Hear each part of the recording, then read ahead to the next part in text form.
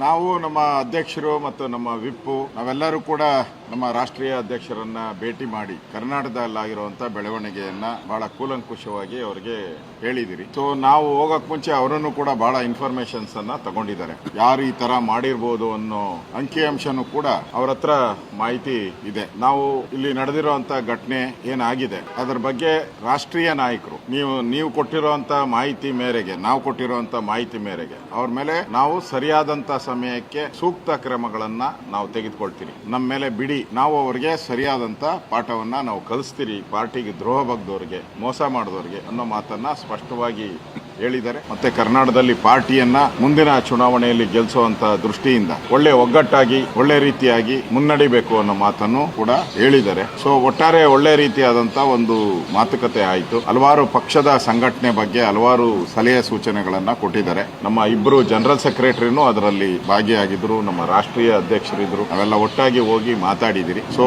ಯಾರು ತಪ್ಪು ಮಾಡಿದ್ದಾರೆ, ಕ್ರಾಸ್ ವೋಟಿಂಗ್ ಮಾಡಿದ್ದಾರೆ, ಅವ್ರ ಮೇಲೆ ಕೇಂದ್ರದ ನಾಯಕರು ಸೂಕ್ತ ಕ್ರಮಗಳನ್ನ ತೆಗೆದುಕೊಳ್ತೀನಿ ಅನ್ನೋ ಮಾತನ್ನು